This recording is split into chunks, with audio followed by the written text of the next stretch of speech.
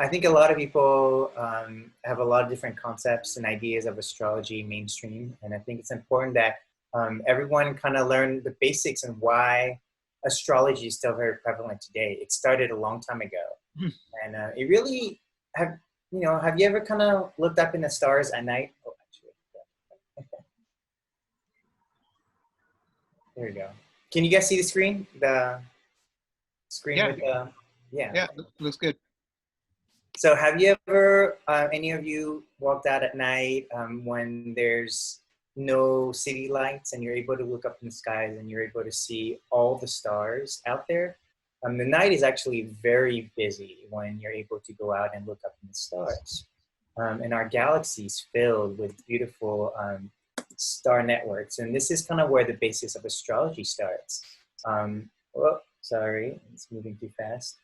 Because now if you think about our solar system is composed of many planets. And the major planet is the sun, obviously, and we actually rotate around the sun.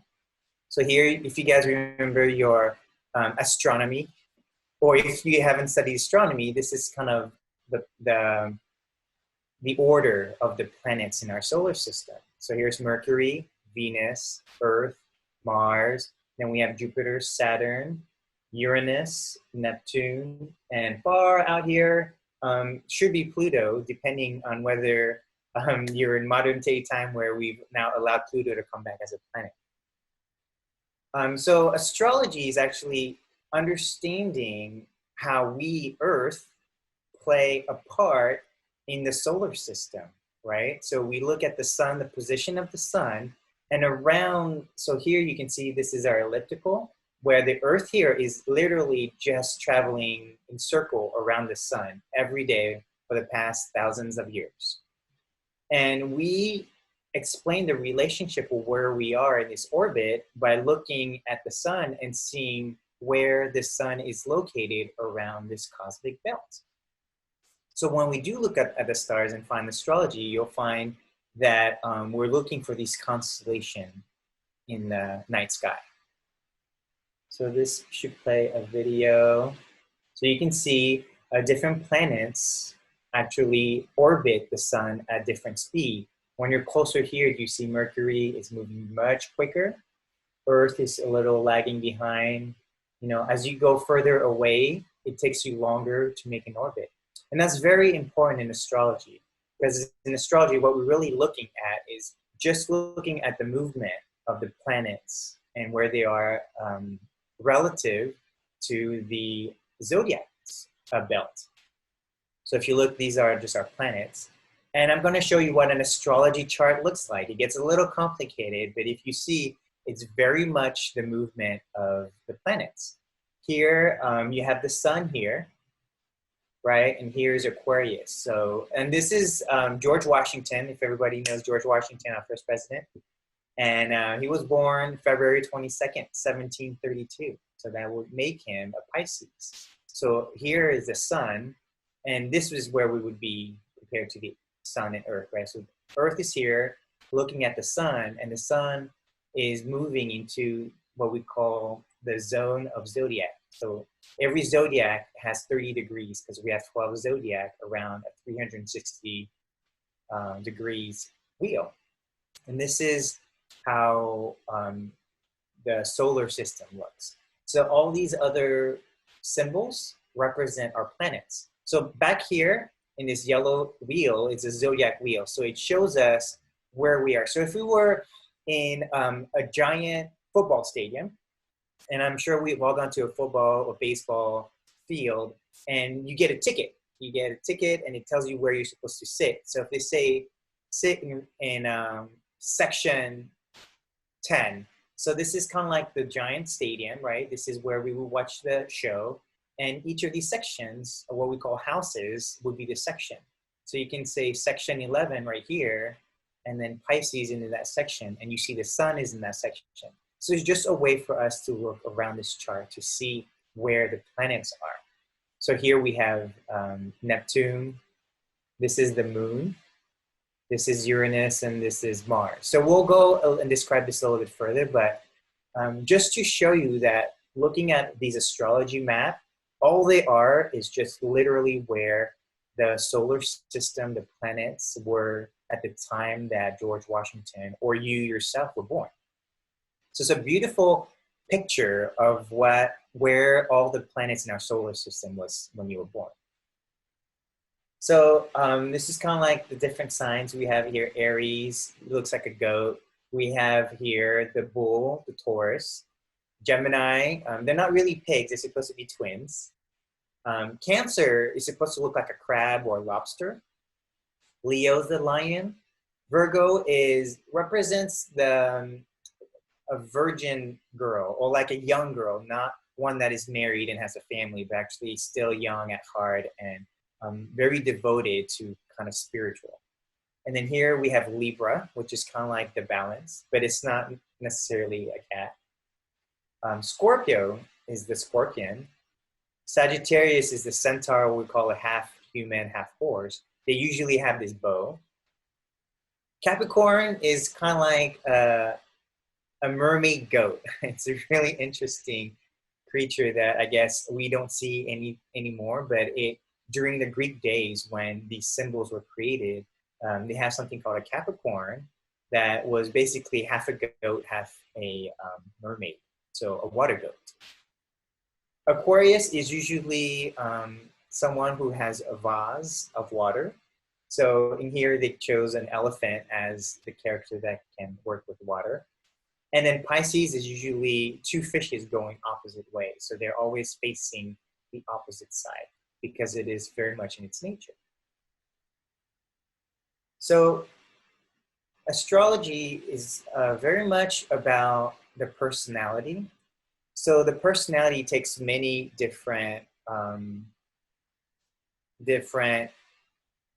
multiplicity, like it chooses to be different things, right? You don't try to be one thing all the time. We, as humans, we try to experience multiple things. When we grow, we learn different things. And so the idea of astrology is really about the evolution of what we call the ego, the personality. So the personality was formed and created two sides. A lot of us call this light and dark. In Chinese medicine, we call it yin yang. Sometimes we call it the sun and the moon in astrology. So this is kind of where the beginning of astrology starts, is these polar opposites of energies that we call the yin, which is the form, and then the light, which is the yang, the formless. And so you can see that the yin, the darkness has an actual physicality, versus the form is kind of like very ethereal. You can't really touch it, but you can feel it. So astrology then, instead of actually separating it, it binds the two together to create something very interesting. And that is really the essence of astrology, is when we separate the personalities, how do we bring them back together so that they can work and allow you to adapt as a being? So yang form, or the formless energy, created fire. And fire is where you can sense the warmth. Fire comes out as light in our everyday life, and you can feel it, but you can't touch fire, right? I mean, anyone who's tried touching fire knows how much it burns, but you can't really grasp it. And on the form side, you have water. And we talked about this last couple of weeks ago when we talked about the memory of water. So water you can actually touch, right? It's something that is physical, that you can touch, you can feel. And then the next form of yang is air. So air is what we breathe every day, right? When we go to a place where there's forest and a lot of nature, then the air smells much better than when you go into a city. Maybe when the sewers, the air smells really nasty. But that still represents an energy, a force. And that's also an energy that you can't really touch. And then a final form is earth. And that's where we all know earth is what we stand on, what we touch when we touch the ground. The plants, they're very much physical. And those represent everything of physical nature. And so you can see that these four elements that we all talk about in all of our history, the four elements in Greeks and all the other old cultures, goes back to these two dualistic point where some of us call it masculine and feminine. Yang is masculine, yin is feminine. So a lot of these aspects of fire, air is very masculine in that it's an energy that you can't touch, but you can feel, you can see, you can recognize it. And then yin is a energy that you don't have to do anything. You can let it sit there and you could do nothing. But then when you do something with it, it could do so much, right? With earth, we grow food and we grow all the vegetables that we eat. With water, when you're thirsty, you need water because you're 80, 90% water in your body. So water, earth is very much physical needs. So let's break this down to, in astrology, we take what is in our physical reality, and we believe that the four elements are in all of the living things, right? And when we go back to like the concept of chemistry, chemistry breaks it down to what fire, earth, air, water. It's very much like solid, liquid, and gas, right? So in psychology, in many cultures throughout time, whether it's Chinese with the five elements and the I Ching, to the Greeks and the Hellenistic astrology, to also a lot of the Eastern, like the Muslims, Islamic, we have the Jewish Kabbalah. They follow astrology. They follow what they call the study of the stars. But what they found is that humans actually would be categorized in the same four elements. And that's kind of where we then see the beginning of psychology and philosophy, where psychology is the study of humans. So when we're kids, we actually act out a very, what we call raw form of our personality. And it's when we get older, when we're told, no, you can't do that. Yes, you can do that. We start to form a concept of our personality based on outside reflections. So these four elements were given these character traits based on what they saw. And you see this from children all the way to adults, is their kind of essence is always there. So if you talk about someone who has a lot of fire energy, they tend to be very expressive. They're passionate, they're honest, and inspirational. So they're very, anywhere you go with a group of kids, they're usually the loud ones. They're very excited about doing something, enthusiastic. They have a hard time lying. When someone tells them to lie, they have a hard time. They can't understand it. They don't like to do it because it kind of burns out your fire. We've heard these idioms, your light goes out when you start lying because you go against kind of your expressive nature. The earth energy, these are the signs are very practical. So people who are earth energy, they're practical, they're very grounded. They tend to be patient. They can wait probably half an hour to an hour for someone, compared to some, like a fire sign, probably will wait 5 minutes and probably disappear and move on somewhere else. So earth signs are the ones that usually wait for people. They are there for a long time and you can always depend on them. And then we have the air signs. The air signs are very thoughtful. They think a lot. They're in their heads a lot. And because of that, they're very social because they're able to express a lot of ideas. The air signs is the air of communication because you need air molecules that vibrate against each other, on top of each other, for us to actually make sound. So in space, when there's no air molecule like oxygen, nitrogen, you don't hear any sound. When you talk, your sound just doesn't vibrate. Same thing is when in water, the sound sounds a little bit different. So air signs tend to be a lot of teachers, writers, love communicating. They're probably social media wizards because right now, social media is very much of a communicating device. And that's why air signs are really good at being able to communicate on that social media device. And then the water signs. Water signs are the signs that are very, they feel a lot, they feel very empathic, they're very intuitive, very artistic, and they love to nurture people. So just like water loves to be tightly packed with each other. You can kind of make the water go, make the waves go up and down, but the water molecules will always stay together because it's just so connected in terms of the liquid form. So that's why they tend to be very nurturing, helping people. When people want to cry, it's like everyone suddenly wants to cry. That's kind of this water energy that the water feels if every person is 90%, 80% water, when your water feels like it wants to come out in tears, somebody else that feels that sad moment will want to cry with you. And that's very much how water is connected. So in our history, stories, in our many cultures, we actually have these 4 elements being shown as character traits. So the story of Harry Potter and the magic and I forget what the hat's called, the sorting hat. The sorting hat basically puts people in the 4 houses, which represents the 4 elements. So Gryffindor is fire, Ravenclaw is, I always forget, it's air, Hufflepuff is water, and Slytherin is earth. And so it shows that, and in Sorting Hat, even then they said that Harry Potter could choose between Gryffindor and Slytherin. This is kind of what we're going to, where astrology allows you to mix and match the 12 astrology and then brings them together as your unique personality. So that's why these 4 elements are really important. Just like in art, when you first start to draw, you want to separate your colors of red, yellow, and blue, or your primary colors of red, green, and blue, and be able to then paint from there. So astrology, personality traits, who you are, stems from the 4 elements, and then they get more particular. So another set of 4 elements is a show called Last Airbender Avatar.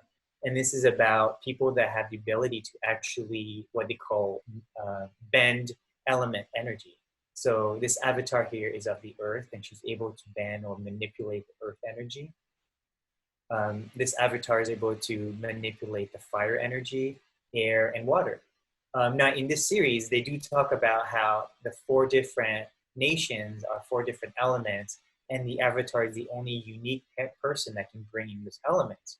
So we'll talk about that a little bit later as we dive deeper. This is probably a little older but in psychology, we have the 4 temperaments, and they represent melancholy, phlegmatic, choleric, sanguine. Here's a more modern version of that today.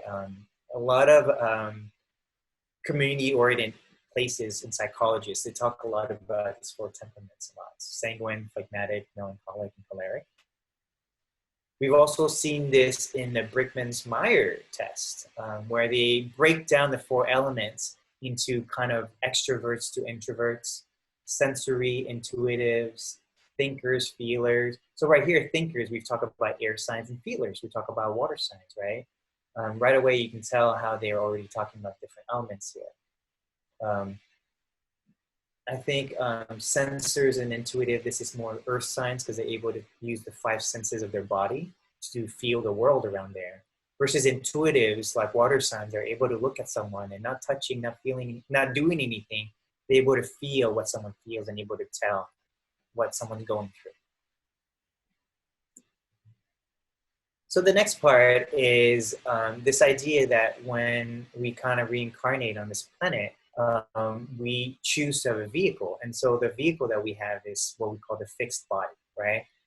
A lot of our stories talk about how God made us out of clay, or whatever it was. Our body is still a physical body. It's made of % water, % earth, we breathe air. So all this is actually a fixed system. And we talk about the chakra system as these lower chakras. Let's say that we have these 3 lower chakras that actually helps work with the physical body's chakra. And then we have what's called the mutable spirit. And so the spirit is more of everything is connected to spirit, right? Everything that's inanimate and animate.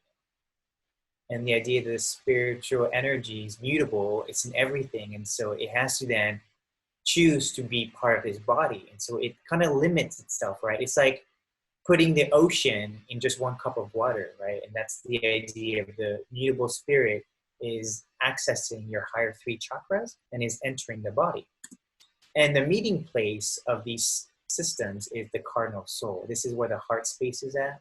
We talk about cardinal, and the reason I have to describe this mutable, cardinal, fixed is often used in astrology. and it's a very difficult concept in modern day. So I try to give you a more modern look at it. So spirit, soul, and body is another way of describing it. But the cardinal soul is really that energy, that force that's going to do something, right? They're not just sitting around talking about something, but they're actively going around the world and experiencing their world. And so the cardinal soul is kind of combining the mutable spirit that is everything, the fixed body that's choosing to just be in the physical body. And that's kind of how then you break up the different elements now. So when you take this further, so we talked about will, the fire signs being the power of will, and we have expressive, passionate, honest, and inspirational.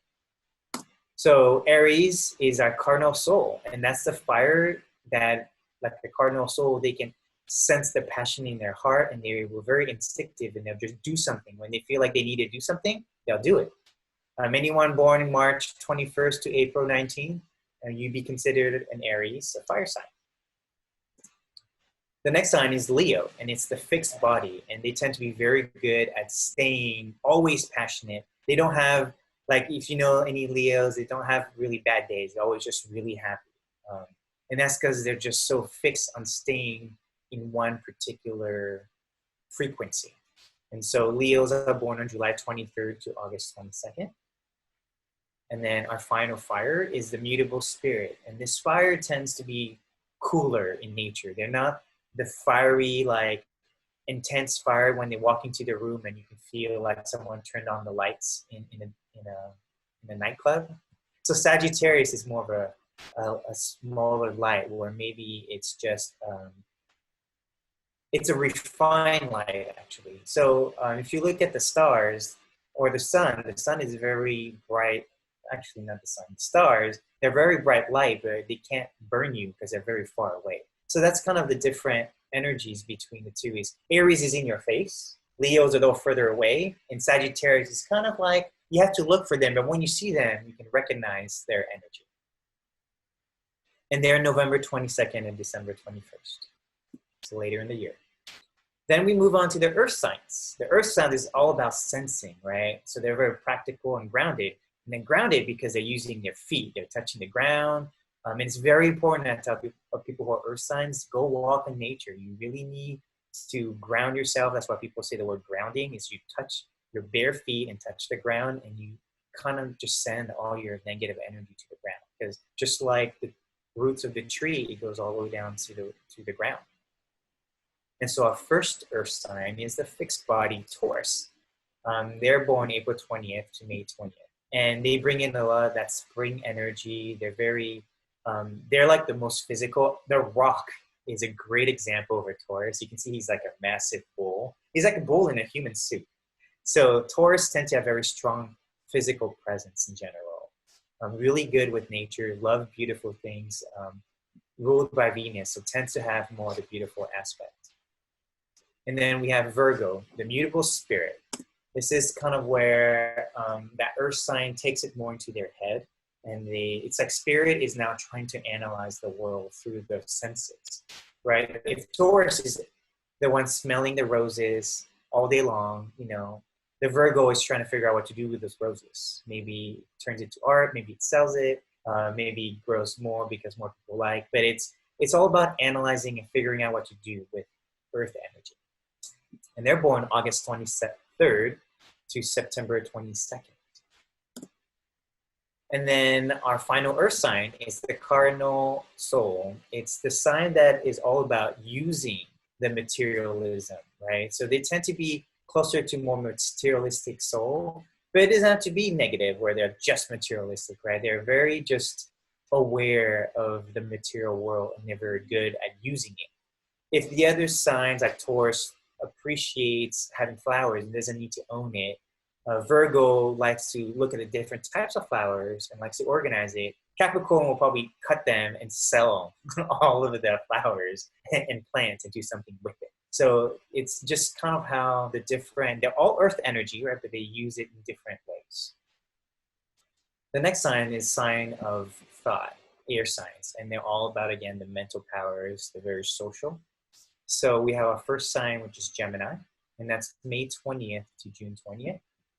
And they're very much, it's again, that mutable spirit that instead of having one physical body, it's like they chose to have a second body, but the second body is like kind of, sometimes it comes out of twins, but most of the time, it's like they have a switch in their head that makes them, it's like two-phase. They'll like flip a coin and choose whether they want to be more of devil's advocate or a golden angel, right?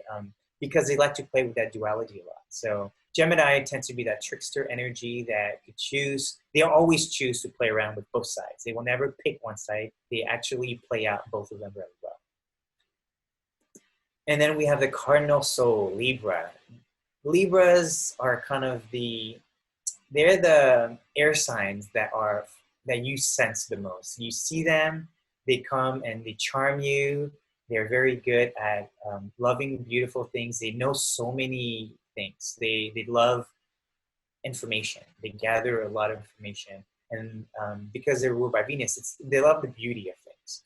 But they can be a little bit aloof, right? So Libra is different from Gemini, where Gemini really has what we consider the typical balance that balances the left and right. In Libra, it balances everything. It balances the universe. It balances justice with people. So they're the one that tend to be they judge kind of people and saying, that's beautiful, that's not beautiful, that's right, that's wrong. And they tend to be the more, you tend to recognize the Libras more because they're a little bit more physical in meeting people. They're September 23rd to October 22nd. And then the Aquarius, so when we get into kind of like this paradox where air signs are never fixed. If you know the air sign, anything that's fixed for air is basically stagnant air. And you know, stagnant air is not very good air, right? It's, like how you have tennis balls, right? You like open it up, and besides the tennis smell, like, that stagnant air has been there for so long and it just doesn't have enough energy. So Aquarius really is all about, it's the fixed body, so it loves to be everywhere. And so they're also really hard to kind of get a hold on because they're kind of going everywhere. They're like a Where's Waldo. They're part of everything. They're very mental. They probably have a hard time kind of getting grounded just because they kind of get lost in the world. But they have so much depth and have so much to share because they can understand. It's almost kind of like, it gets a little confusing when we talk about Aquarius because they choose to kind of go against the norm. And then we get to our final element, which is the power of water, and it's the power of feelings. So this is where you get that empathic energy, the intuitive. So a lot of water signs are very intuitive. They're very good with taking care of people, and they love art. They're very beautiful artists. So the Cancer is a very beautiful soul water energy. They love to be out there. They're usually the one that probably dancing with everyone. Their soul wants to be out there. They're like the soulful energy that comes out and wants to be with people and take care of people and love people. But they're the first one to defend their family. They want to make sure people are safe and taken care of. So it's a very powerful energy in terms of protecting your family, the people that you consider family. And they're born in June 21st to July 22nd. And then we have the Scorpio energy. This water energy is kind of like, if you consider the beach kind of like where the Cancer resides, the Scorpio resides more in the white water rafting energy. They're very intense. That water is not the water that you use to save yourself, right? It's not like the water stream that you're drinking water because you're like drowning, you need water, but it's the water where if you're disrespecting water, that's the water that will drown you. That's the fixed energy, the fixed personality where they tend to be very, not secretive, but very aloof. But if they get very upset at something, they won't let you know right away, but you will feel them tell you that you've been wrong, that you wronged them. So they're just a very intense energy, very, very artistic as well. And then our final sign, it's Pisces. Scorpio is October 23rd, November 21st. It's also during Halloween. This is why a lot of Scorpio energy are given magical, mystical powers connecting to speaking with the dead, because it is during Tao called Hallows Eve, where it allows the realm of spirit and humans to kind of be thin, and Scorpios tend to be able to connect with them. They also represent transformation of a different water, or different from death to spirit, or from spirit to birth. So they're really good with like younger and older people. And then Pisces, sorry, is they're kind of a set of every sign. So Pisces have a really tough time distinguishing themselves from other people. So younger souls, younger kids who are Pisces, they tend to feel everybody's problems, everybody's energy. If you come in a room full of people who are happy, they'll feel very happy, and they won't even understand why they feel so happy. And if they go into a room filled with people who are really sad, or but they're not, they're hiding it, they won't understand why everybody is hiding the fact that they feel really sad, you know? And so Pisces are the most nurturing, most empathic, and because of that, they have a hard time being around a lot of people. So they're like one of the most introverted people, because they have to process what they've experienced, and then they have to see what is their feeling compared to other people's feelings. And that can be very difficult when you're Pisces. But they are so caring. They care so much about people, and love being there for people. And they're born February 19th to March 20th. Okay? So I kind of wanted to take this all together, and one of my favorite cartoon anime stories is called The Avatar, The Last Airbender. And that's because I like to see visually what it means to be a fire sign, air sign, and earth sign, beyond just the psychology, because you can see it in your, even just your physical body, the way you act, you can see what kind of element that is. So I kind of went through the Last Airbender and described kind of these four elements as well. So here it is, the firebenders. You can see that they tend to be very hot-tempered. They're very intense people. So again, you can see in their way that they create fire, right? It comes out from the two limbs, right? And you see how much power. So it's almost like you really have to channel your passion, whatever that you're excited about. And it really deals with motivation. And, you know, this sign is very hot. It has so much what we call chi, or energy, that you have to really have a lot of that will to do something. Okay. The air signs. So the air signs, even in their movements, you see kind of like how it's a lot of this tornado action, right? Tornado action here, or sending a ball of air, right? So in the way they fight, they tend to fight by being very aloof, very hard to catch. The wind, you can't catch the wind, right? And even when the wind is blowing really hard, you know, if you're walking straight out of the wind, it's really hard, versus if you go sideways, you can go through the wind. So it's really understanding, like even the birds that fly. In Avatar, you have to learn to fly by almost trusting that you're not stuck to the ground. And that's why it's very much the opposite of an earth sign. So an air sign is different from earth sign, compared to a fire sign is very different from a water sign. So here, the earth sign, when we talk about being grounded, and again here, we see that this girl is barefoot, right, top. She's a blind girl, but because she touches the ground, she's able to see with her feet. And because everything that you touch is earth, it's almost like she's able to conduct her energy in the earth. And that's very much, when you see people who are really good at making things with their hands, that means they have a lot of earthly energy, right? They're able to take, so clay, like when we saw Kina making clay, that's very earth bending, right? She's able to bend flour, which is an earth quality, and mixing it with a little bit of water and bending it into a moldable shape, right? And that's kind of where this earth energy can go from really hard rocks to mud and anything slushy. And then the water signs is very much, if you look at it, they're very cold, so that's why their nation or their tribe is in the cold, either Alaska or the North and South Pole, right? And so, because water is very cold, if you take the light, the sun away from water, I mean, the beaches would be so cold. That's because water is actually very cold in nature. So, in this way of using water, they tend to use water more like with the ocean. And so when they start using the water, it's actually learning to breathe the tides of the ocean. So they're very much in tune with the moon energy, because the moon, as it orbits around us, it actually creates this high tide and low tide that looks like the breath of Earth, right?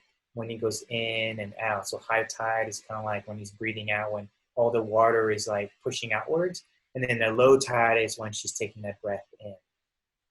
So in water bending, you kind of have to learn to take this rhythm of the water, which is different from fire, where you like take all that anger, all that passion, and you boil it up into one place and you pull it out into your hand. In here, the water energy is very much, you have to kind of like feel the water like a cup of water where it's swirling around. And so you're not trying to shoot all your energy out, but you're rather using your energy like a whip, right? You know how you use a towel and then you whip a wet towel and it hurts? That's kind of how the water energy is used. So even when we talk about Scorpio now, right? This idea that you take this water and instead of shooting a lot of water at you, Scorpio has kind of like this water towel and it snaps people when he gets very angry.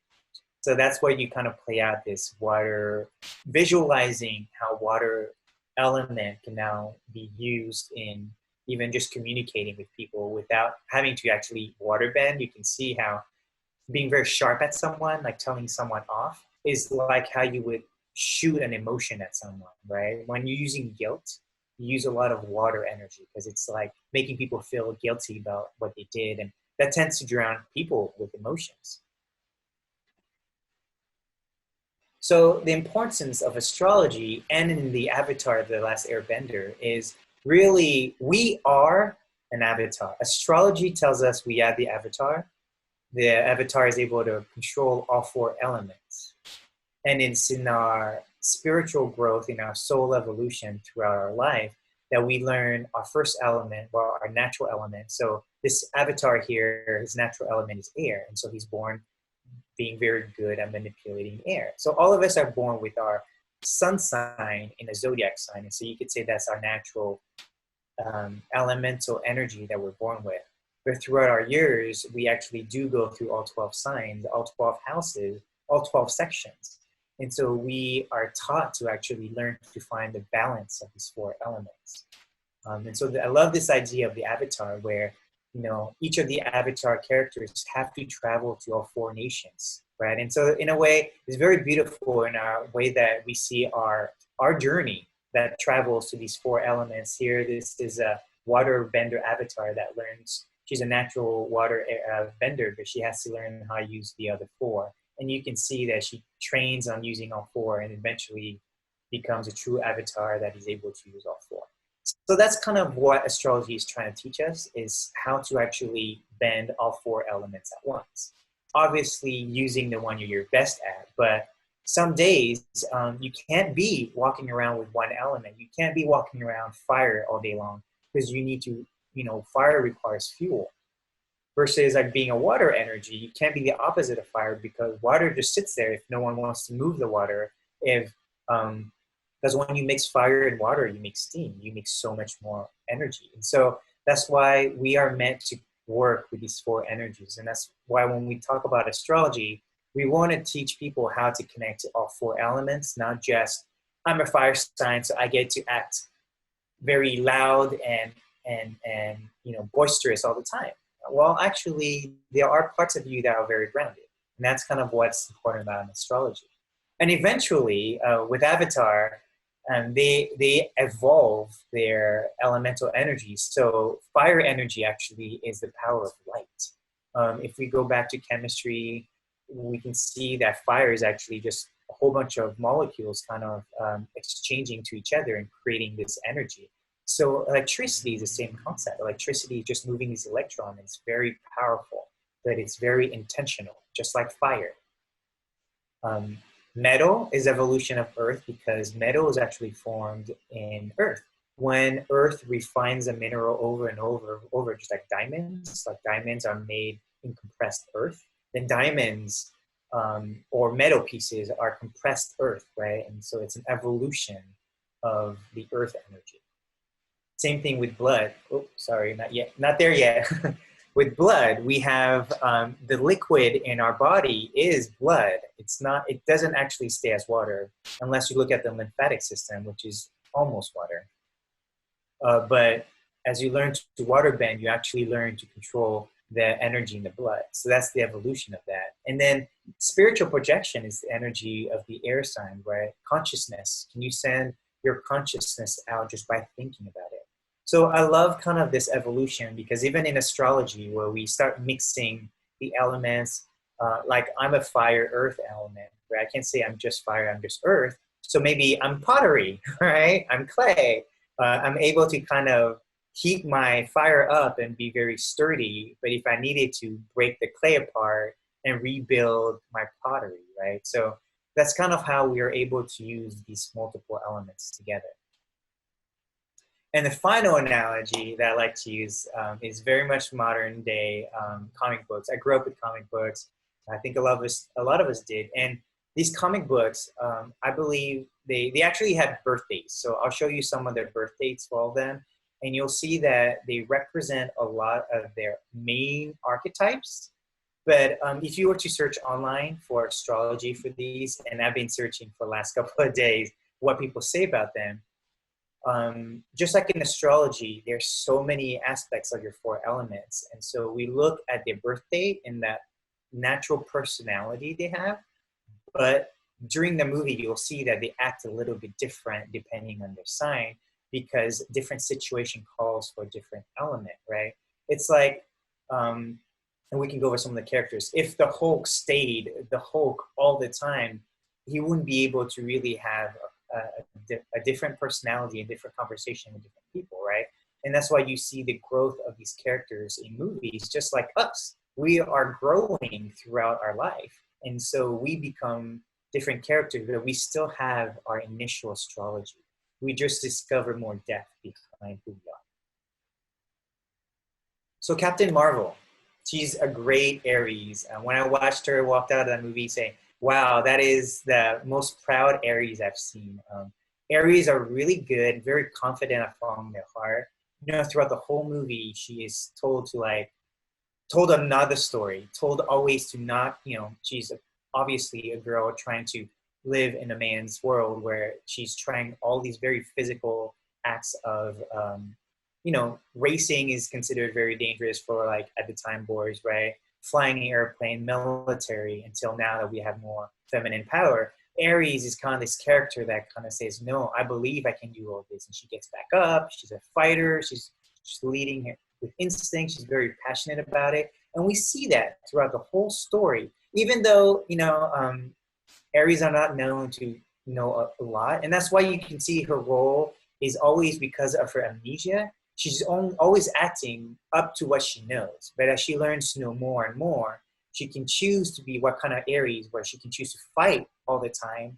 Or eventually in the movie, she learns to choose not to fight at the wrong people. And that's kind of the evolution of an Aries, right? Is they're not always there for the fight, but they actually learn to fight the right fight.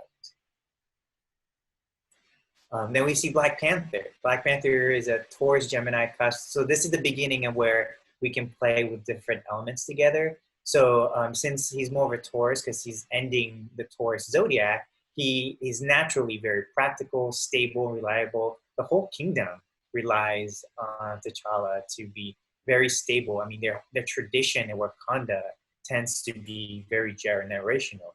And so you can see that his practicality and stableness allows everyone to kind of trust that their king, you know, is going to stay stable throughout kind of what's happening with the changes of time. And this is where his Gemini energy is able to help him adapt through a very difficult situation of having Wakanda open up to the whole world. I mean, this is where, like, the Taurus who's lived in hiding all this time in this beautiful country is forced to kind of go and communicate with the outside world. Very much like this Taurus evolution into a Gemini, and has to learn to communicate with people around the world. And then we have Iron Man. Iron Man, a couple of times you kind of can think of him as a different character, almost a Leo and Aries who like wants to fight. But if you pay attention, he's very quick and witty in the way he speaks. And so that sharp tongue that he has tends to play off Geminis a lot. Geminis are really good at being able to speak very fast, very intellectually. And because of that, he's so smart. He literally kind of creates a separate personality that he considers Iron Man, and yet he is Tony Stark as well, and he acts more vulnerable when he's Tony Stark. And he's the character that I think in the full series tends to kind of feel like without his armor, he's nothing. So it's kind of like Geminis always play this duality. They're never one and the same. Most of the Avengers, they tend to be the same character whether they're putting on the suit or not. Well, Ant-Man is another one that has to carry a suit, right? But like a lot of the characters are the personality themselves. So you can see how Gemini plays his duality role of Iron Man and Tony Stark. Captain America, born on July 4th. And July 4th is also the birthday of America. And so he actually represents totally what America values represents in claiming our independence on July 4th. So a lot of that energy comes from being this protector. So you notice his weapon is a shield. It's not even a weapon that can hurt anybody, but only protect. So it's a very great symbol representing the idea of the Cancer that is very, has a protector energy, right? We talk about Cancer is a motherly energy, so strong-willed when it comes to taking care of people. Very introverted. He's not trying to take the spotlight. But when he needs to, he's very loyal to his people. He's always got a shield to back them up, right? And that's literally Cancer walking with their, their crab shell is that shield that he carries with him. And then when we move on to Spider-Man. Spider-Man is a Virgo, August 27th. He enjoys helping others. He feels a sense of duty for the greater good. So that's why he chooses this whole idea of with great powers come great responsibility. This is kind of where the Virgo energy, where their analytical mind makes them want to do better for the world. And that's why he becomes the neighborhood Spider-Man, right? But yet he's a very still innocent character about him. He's just helping out. He's not like trying to be a hero. He's just, his whole idea of helping out is more like, someone that's physically strong and can swing webs, but it's helping the everyday person. It's not out there solving crimes, punishing the bad. He's just, someone who's falling down from a train tracks, he saves. It's just the everyday person. So it's very much of that Virgo who have a sense of duty to help the everyday person. And then we got Black Widow. She's great representation of Scorpio, right? Because she's great at gathering secrets. So going out and being a double agent is very much of a Scorpio that can go into the darkness. They're known to also do a lot of transformation. So you can see Black Widow in almost every Avengers, not even just Avengers, but like Tony Stark, the Hulk, all those movies, she literally has a different hairstyle. So it shows that this Scorpio energy can really transform. And they're fierce. They're one of the fiercest signs just because they're so intense. And another Scorpio is more of where we talk about the mystical arts. So they kind of they're very intense and passionate. But this whole idea that they also kind of have one-track mind. So Doctor Strange started as scientist, but was forced when everything couldn't work for his science mind to be able to fix his hands. He actually starts to look at the impossible, looks at the occult. And that's really a lot of where a lot of Scorpios will take their life as they get older, is they'll try to go into the deeper mystic arts and secret stuff because they find that the everyday life isn't telling them everything they need to do. So they're the ones that tend to kind of go into the more mystical, magical places. And then Hulk. Well, actually, Bruce Banner specifically is born December 18th. So his idea of seeking knowledge is kind of where he got into trouble, where he created the gamma rays that allowed him to become the Hulk. Now, what's really interesting is Jupiter is known as Jupiter rules Sagittarius, sorry, and Sagittarius is known to kind of overdo things. In their truth for seeking knowledge, they will kind of go above and beyond because knowledge has to be sought outside of what we already know, right? And so because of that, he's able to create this gamma radiation serum that turns them into the Hulk, which is this very powerful creature that is like 3-4 times the size. Very much, if you were to swallow Jupiter's energy, you would become this giant, massive Hulk character. So this is very much following in line with what would happen if a Sagittarius became a superhero. He'd be this big hulking beast. And then we have Hawkeye. Hawkeye is kind of like what we love about Hawkeye. He's just a human being who is just really good at shooting bows and arrows. And that is very much representative of Capricorn, right? Capricorn is not someone that's flashy. He's not, she is not someone that's flashy. They're very practical. And as they get older, that's when you start to see their strength because when you do something for long enough, it becomes like your magical powers. And so Hawkeye is this great bow and arrow person that only shoots bow and arrows, and that's why he's so good at it. But he's not a superhero. He just is really, really good at shooting bows. And that's kind of what represents his hardworking, practical, and stubborn side to keep doing what he's good at. That's very much Capricorn, Earth energy, right? And finally, we have Bucky. Bucky is kind of like this non-linear character, right? He's a good guy, he's a bad guy. He's a confused good guy, he's a confused bad guy, he's a good guy again, right? It's because he doesn't have one way to live and he lives through these multiple realities of becoming, I mean, he's the only one who's also survived with Steve Rogers, Captain America, but he's still young, right? So, and he's gone through a lot of trauma. I mean, being forced to think a certain way, he has so many different realities, and that's kind of where Pisces, energies of Pisces are. They tend to be daydreamers. They dream a lot about other people's reality, other people's thoughts. They think a lot about the past or the future. And because of that, they're kind of never in the same story you are. And so because of that, Bucky is kind of naturally has a life that he has to learn to be fluid. You know, he's always there for it. You know, he knows Captain America, Steve Rogers, and helps them. And that's the power of that Pisces. He knew that he was a friend from just the spiritual energy he has, but you know, all the programming could not go against what he felt in his heart to save his friend, right? And so Pisces tends to not follow conventional norm because they are so aware of just so many different types of people. So that is kind of the end of astrology, basic astrology. I don't want to get too much into it because you can see that we can get very deep and dive much deeper into every planet, every combination of every planets and symbols. But I wanted everyone to kind of get an idea of the 4 elements. And so no matter how young you are, you should be able to understand what fire looks like, what earth looks like, what water looks like, air looks like. And if you don't know, go out in nature. Experience what air feels like when you don't have air. Now that we're wearing masks, what kind of air are you breathing? Are you breathing your air all day long?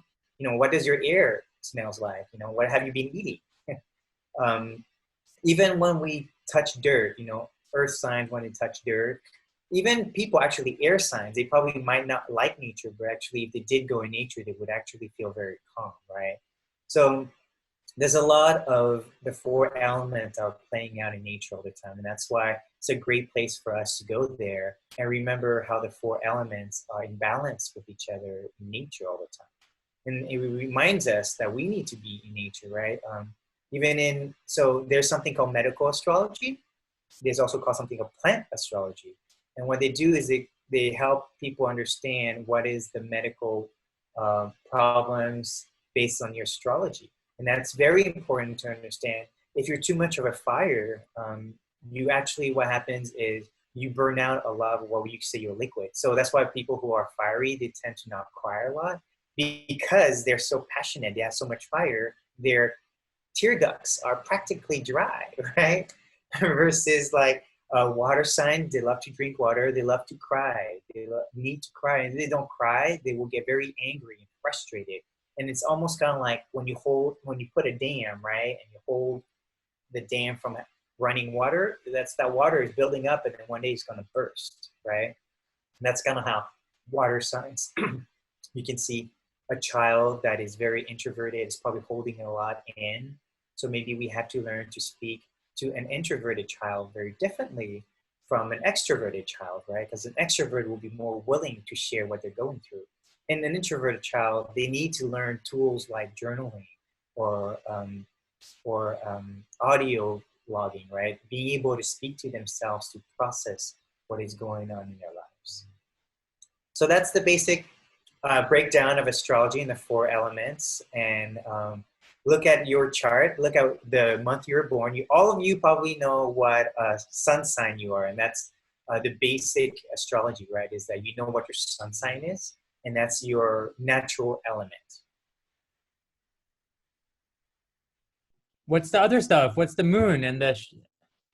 So we can go. I mean, it gets a little complicated, but like the moon. So now, if you want to look further, is the moon. Then you can look at is your inner emotions, and then you have your rising, which we haven't talked about, but it's like a more complicated aspect. It actually sets your entire wheel so that it can not predict, but your life is actually very serialized, right? We're born, we're a certain age, and we go through the teenage years. That's linear time. And so astrology is based on this linear time.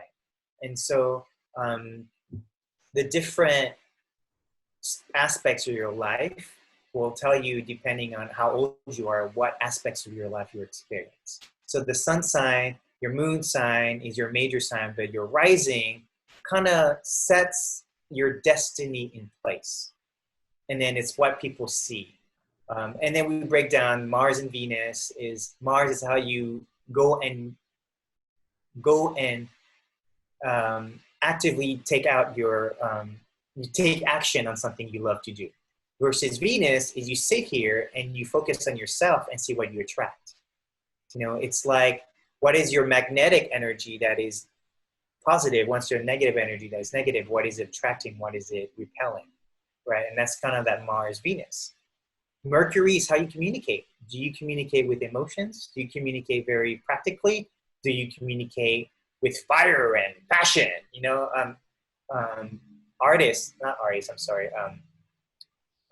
actors tend to have a lot of fire because they have to be to project their voice, right? Versus singers, they tend to be more of the water sign. You have to flow their emotion into the words that they sing, right? So singers have to bring a lot of emotions. That's why people say, oh, that song has so much emotions in it, right? Versus like an intellectual person be, oh, that music is so 3/4 rhythm of, you know, I don't know all the technical jargon, but they could easily say, that's a quarter beat faster than, you know, and that's what people will focus in music, right? So these 4 elements still play out in everything that we look at, right? Depending on what people look at, you'll see that it's skewed towards an element. So whether you love talking about emotions and you tend to be more water connected versus you are more in the head and you love to think of hypothetical questions, that's very mental because it's not real, right? So air signs love those ideas. And so Mercury is all about communication. And then we go further into Jupiter and Saturn, which what we call structure in our lives.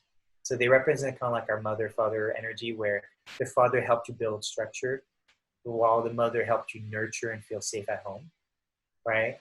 So all those play out in the planets. And this is kind of where it takes kind of years to study because there's just so many places. It's like if you're going to live 100 years, right, then when you look at your astrology, it has 100 years worth of information.